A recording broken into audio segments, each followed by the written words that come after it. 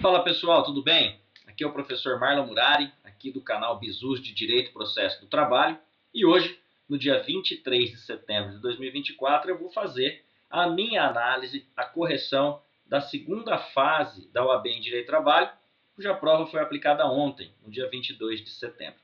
Antes eu gostaria de te convidar para curtir esse canal, se inscrever, ativar as notificações para receber aí as dicas que eu dou.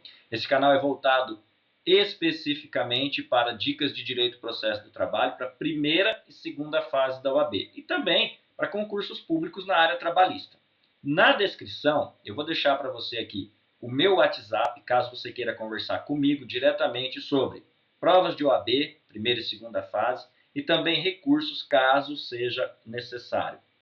Também vou deixar aqui nas descrições, pessoal, os endereços dos meus cursos que eu ofereço para a segunda fase em Direito do Trabalho. Um deles é esse que você vê aqui, ó, na imagem de fundo, que é uma mentoria específica com turmas reduzidas para aqueles candidatos que têm mais dificuldade.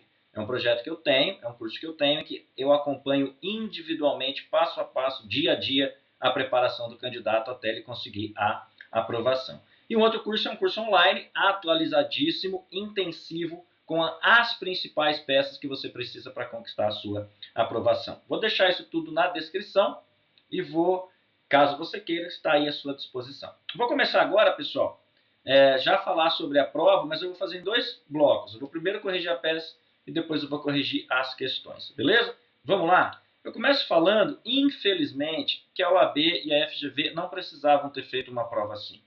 A prova foi muito confusa, muito mal elaborada, muito mal redigida, com teses polêmicas, com situações polêmicas, e chega ao absurdo de haver uma questão que não tem resposta, que o certo seria você responder, não cabe absolutamente nada.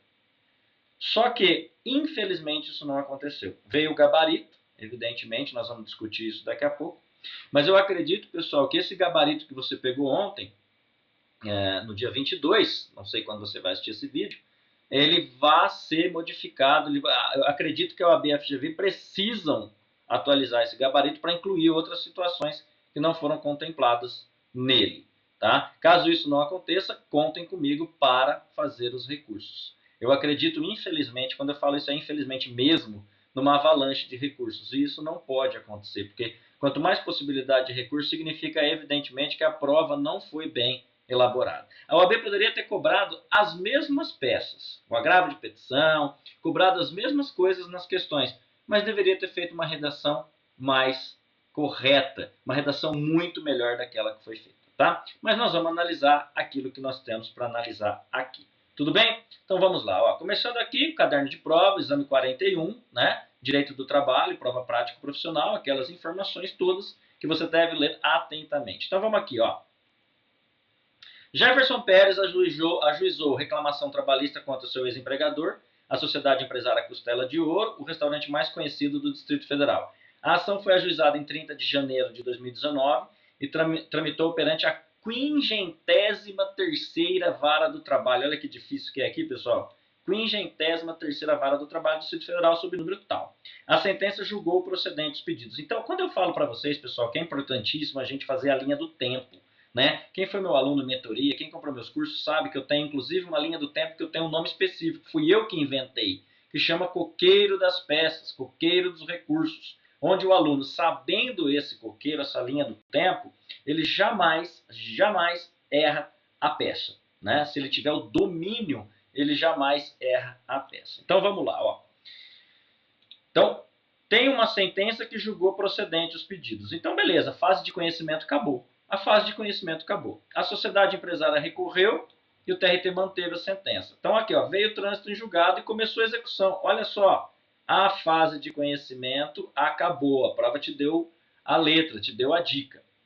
A liquidação importou em 72 mil, mas a sociedade empresária não pagou voluntariamente a dívida, apesar ou em que peso ter sido citada para tanto. Então, veja, de novo, ó, tentou-se fazer a execução forçada. O que, que o aluno tem que saber? O aluno tem que saber nessa prova aqui, ó, que eu estou já na fase de execução. Esse é o ponto. Tentou-se fazer a execução forçada com as ferramentas existentes na Justiça do Trabalho, igualmente sem sucesso. Então, aí começa, ó. Então, aqui, ó. Então, Ih, mudou a cor, não era isso que eu queria, não. Eu queria mudar a cor, mas não para fazer essa. Eu quero mudar a cor para pegar aqui, ó. Vamos ver se eu consigo. Vamos ver se ele deixa. Pegar um verde aqui bem fluorescente, ó. Então, ó, o juiz de ofício e sem suspensão do feito instaurou o IDPJ, incidente de desconsideração da pessoa jurídica, e citou dois sócios, o Pedro e a Maria, para manifestação em 10 dias.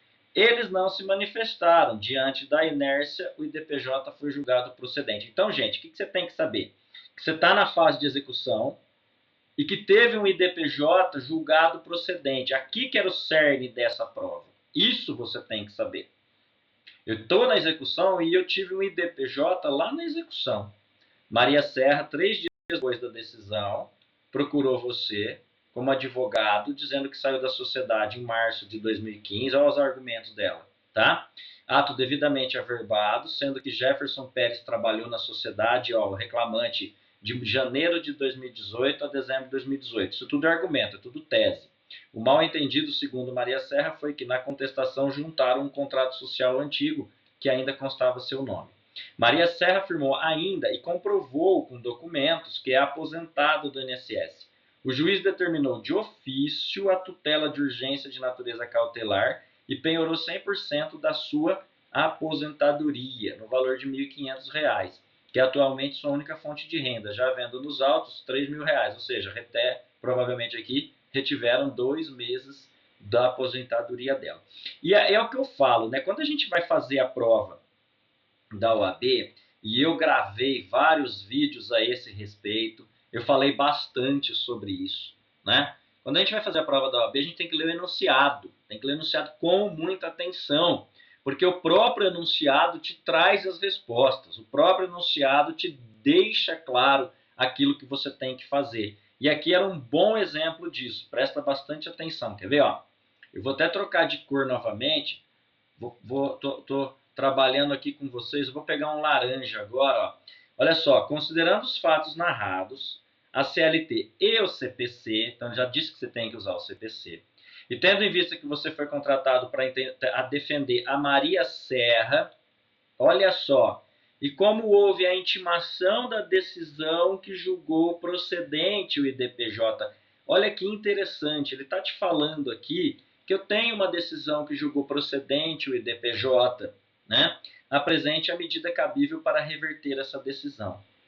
Então, olha só, o que você deveria ter feito na prova que você fez? Você deveria ter feito lá uma linha do tempo assim, ó, eu estou na execução. Eu estou na execução. Eu tive um IDPJ, um incidente de desconsideração da personalidade jurídica. É só isso que você tinha que começar fazendo no seu rascunho. E que ele foi julgado procedente. Ele foi julgado procedente.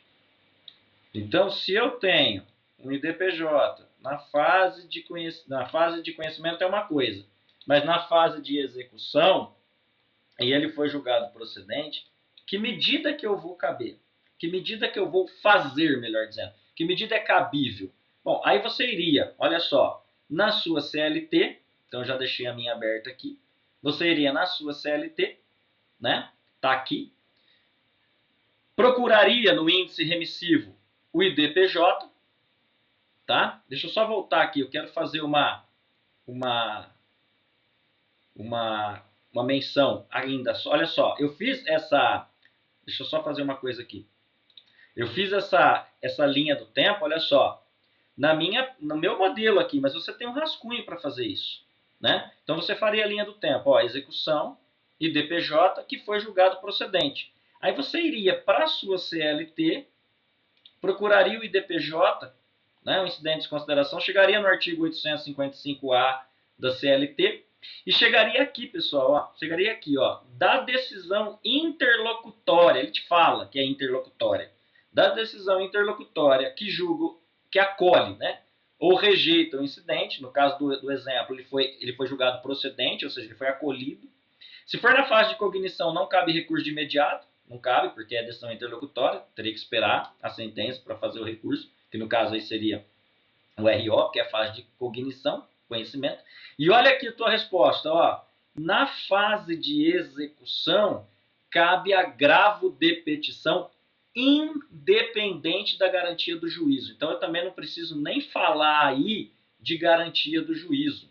Então, pessoal, olha que interessante, a resposta está aí na CLT. É o agravo de petição, né? Porque eu tenho o IDPJ na execução. Você obrigatoriamente tinha que fazer essa linha do tempo, né? E fazer a linha do tempo. IDPJ na execução, né? Que acolhe ou rejeita a decisão, cabe agravo de petição, e eu não preciso nem garantir o juízo. Ah, professor, mas o problema falava que ela saiu da sociedade antes, que o juiz mandou de ofício o IDPJ, que o juiz de ofício mandou bloquear via cautelar a aposentadoria dela. Né? Gente, isso são as teses que você vai alegar no seu agravo de petição. Muitos falaram assim, professor, mas por que não embargos de terceiro? Veja, defender, prestem bastante atenção, defender o embargo de terceiro é um pouco complicado, por quê? Porque a partir do momento que o IDPJ foi julgado procedente e a Maria Serra entrou no polo passivo, ela deixou de ser terceira. O que ela vai alegar, gente, é sócio retirante, ou seja, ela saiu da sociedade antes mesmo desse sujeito, do reclamante, do exequente, no caso aí, entrar na sociedade.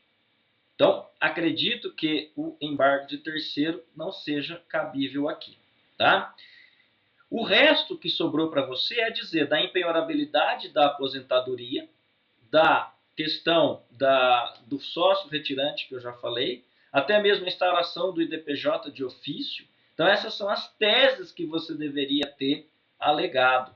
Mas se você, insisto, olha aqui, tivesse, né, feito a linha do tempo, deixa eu fazer aqui. Se você tivesse feito a linha do tempo, olha ela aí, ó, você teria conseguido chegar nesse IDPJ, tá? Então eu acredito que nesse sentido seja. Tem algumas pessoas que falaram, professor, e embargos à execução? Não, embargos à execução não.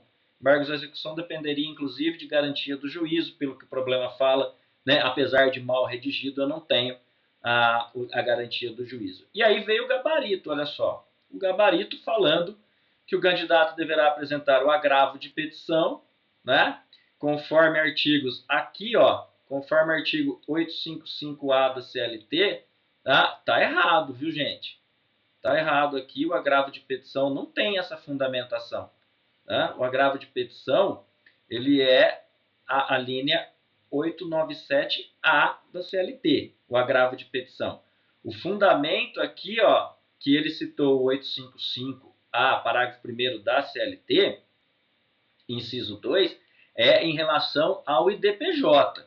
Então, o agravo de petição, a peça agravo de petição, tem fundamento no 897, alineado da CLT. Ah, professor, mas e se eu citei o 855A, parágrafo 1º, inciso 2 da CLT? Claro, você vai acertar, está escrito aqui. O que eu estou querendo te dizer é que o agravo de petição está previsto no 897A da CLT. O agravo de petição, a peça, o cabimento. Então, você teria, na minha opinião, que conjugar os dois. Você teria que colocar ali o agravo de petição com fundamento no 897A da CLT, combinado com 855A, parágrafo 1º, inciso 2, também da CLT. Tá? Mas isso é tranquilo. Fazendo o agravo de petição, fundamentando no 897A da CLT ou no 855A, parágrafo 1º, inciso 2, você terá sua pontuação. Tem que endereçar para a 53ª Vara do Trabalho do Distrito Federal, tá? Lembrando que agravo de petição é recurso, tem a mesma estrutura de recurso ordinário, tem a mesma estrutura de recurso ordinário, tá?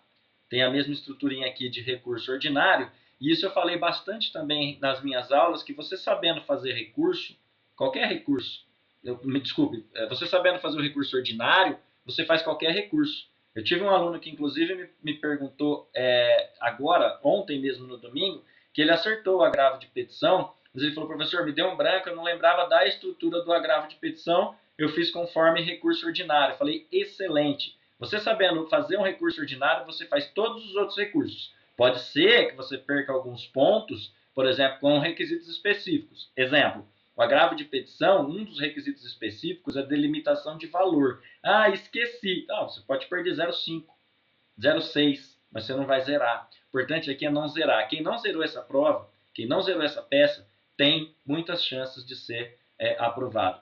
Vou falar novamente. Quem não zerou esta peça e fez uma peça adequadamente com as 3, 4 teses que existem ali, tem muitas chances de conseguir a sua aprovação. Vamos voltar aqui no gabarito, né? Então, no gabarito eu tenho a fundamentação, então, tá aqui, o 897A da CLT, combinado com o 855A, parágrafo 1º, inciso 2. A peça deve ser, a peça de encaminhamento deve ser feita para a 53ª Vara do Trabalho do Distrito Federal, né? E pedir o quê? Pedir a remessa para o TRT da tal região, caso você não saiba qual que é o TRT do Distrito Federal. Você tem que dizer que a agravante é a Maria Serra e o agravado é o Jefferson Pérez, que é o exequente. Então, a Maria Serra é a que foi incluída no polo pelo IDPJ e o exequente é o Jefferson. Tá? Indicar as partes bonitinho. O número do processo também que foi indicado lá você tem que colocar. Apesar do gabarito não ter colocado nada aqui, você precisa. Tá? Informar que o recurso é o agravo de petição, que o prazo está dentro, porque ele é de 8 dias, lembra? E ela te procurou 3 dias depois, está escrito aqui, ó, que ela te procurou, vamos voltar um pouquinho, ela te procurou, ó, 3 dias depois ela te procurou, tá aqui bonitinho, dizendo que ela te procurou 3 dias depois. Né? Então, você vai falar, um dos requisitos é a tempestividade, você vai falar que é tempestivo e tá dentro do prazo aqui, né? Porque, ó, 8 dias para fazer o agravo de petição, e esse prazo está no 897A da CLT, como eu já informei. Você também precisa, vou trocar de cor aqui, você também precisa, pessoal, olha só, dizer que o juiz não poderia falar de ofício o IDPJ, e aí sim você tem que aplicar o 133 do CPC. Eu vou pegar o CPC aqui, ó, você está me vendo? Ó, deixa eu pegar aqui, ó. Espera só um pouquinho. Deixa eu pegar o 133 do CPC para que você possa comigo aqui, ó. Aqui. Será instaurado a pedido da parte ou do Ministério Público quando lhe couber falar no caso, intervir no processo. Então não existe DPJ de ofício. E olha que interessante aqui, ó, vou voltar no gabarito para que você possa dar uma olhada aqui, ó, tá vendo o gabarito? Então olha que interessante, ó. No problema, por isso que eu te digo, ó, o problema é importante você saber, olha só, o que eu até grifei, ó, conforme CLT e CPC, por isso que eu falo, vamos ler com atenção.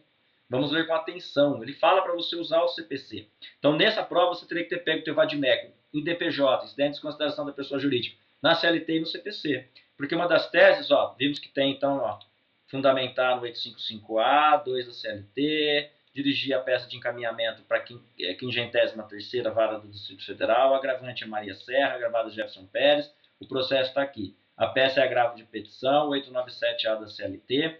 Um dos requisitos que eu preciso colocar é a tempestividade. O outro é a delimitação do valor, tá? Outra coisa, ó, o valor está delimitado, está aqui o valor está delimitado, conforme o artigo 897, parágrafo 1º da CLT. E aí vem, o juiz não pode fazer IDPJ de ofício, artigo 133. Então, obrigatoriamente, você deveria ter o quê? O seu CPC em mãos também, não só a CLT aqui, necessariamente o CPC. E aqui você vem, ó, o que mais que eu vou alegar no mérito? Além do juiz não poder fazer de ofício, tá? Ah, professor, mas eu abri uma preliminar e falei que o juiz não pode agir de ofício. Ok, vai ser pontuado do mesmo jeito, não se preocupem. Deverá advogar que o processo deveria ser suspenso. Lembra que o enunciado fala que não teve suspensão? Então, o IDPJ tem que ter suspensão. Aonde eu vejo isso? No artigo 134 ou ainda na própria CLT aqui, ó. Aqui na própria CLT, vamos abrir a CLT aqui, ó. No processo de trabalho, aplica-se o incidente de desconsideração da personalidade jurídica. Ó. A instalação do incidente suspenderá o processo. Suspenderá o processo. Então, se o juiz não suspendeu, ele não agiu corretamente aqui, porque o IDPJ suspende. Então, você tem que pedir a suspensão do processo, né? Até por conta da questão do prazo para você fazer o recurso. Suspende também ali, influencia, interfere no prazo para você fazer o agravo de petição. O que mais que você deveria ter alegado? Olha só, o prazo para manifestação das partes ele é de 15 dias e não de 10 dias, conforme constou ali no enunciado. Então eu tenho aqui que fazer o quê? Alegar que houve uma violação desse prazo, que o prazo não foi respeitado. Né? Isso está lá no CPC também, que o prazo para que as partes se manifestem no IDPJ, não tenho nada na CLT, então eu aplico o CPC, ele é de 15 dias e não de 10 dias, como constou no enunciado. O que mais, pessoal? Ainda aqui, ó, sócio retirante deverá sustentar que a saída formal da Maria Serra foi 2 anos antes do ajuizamento da ação. Então, ela não tem mais responsabilidade, conforme o artigo 10A, que fala do sócio retirante, ou ainda o 1032 do Código Civil. Gente, sócio retirante está caindo na OAB desde o exame 39, 37, se não me engano. Vem caindo sucessivas vezes. Então, não é uma tese difícil de você achar. Está na CLT, inclusive, sócio retirante. Me retirei da sociedade 2 anos antes do ajuizamento da ação. Não tenho nada com isso. Ah, mas era embargo de terceiro por esse motivo. Então, se ela foi incluída no polo pelo IDPJ, não pode ser um embargo de terceiro. Eu aqui estou torcendo para a OAB considerar a maior quantidade de peças possível para ter mais aprovação. Mas, realmente, a partir do momento que ela foi incluída no polo passivo pelo IDPJ, não seria mais o embargo de terceiro. O que mais? Deve sustentar que o juiz não poderia bloquear a aposentadoria dela, essa era a tese principal, né? Pois isso inviabiliza sua sobrevivência. E aí citar que a aposentadoria é impenhorável. É o artigo de novo aqui, 833, inciso 4 do CPC. Vamos pegar o 833, inciso 4 do CPC. Olha só, o 833 são impenhoráveis. Ó. Os vencimentos, inciso 4. Ó. Os vencimentos, subsídios, soldos, salários, proventos de aposentadoria. Né? Aposentadoria é impenhorável. Então você colocaria ali empenhorabilidade, bem empenhorável e tal, e chegaria nesse dispositivo tranquilamente. O que mais que você deveria? Ó, revogar a tutela de urgência, que é justamente o que mandou penhorar a aposentadoria. Ah, professor, fiz isso em preliminar. Perfeito, não tem problema. O importante é colocar na peça. Tá? Requerer o conhecimento e provimento do recurso, que é o fechamento padrão. Na petição de encaminhamento, você pede o recebimento remessa, né, e a intimação da outra parte. Já na petição de razões, você pede o conhecimento e o provimento para sanar essas lesões. E fechar. Então, pessoal, olha que interessante. Ó. Vamos voltar aqui. A peça foi muito mal redigida. Né? Você ficou em dúvida, ou pode ter ficado em dúvida, sobre qual medida cabível.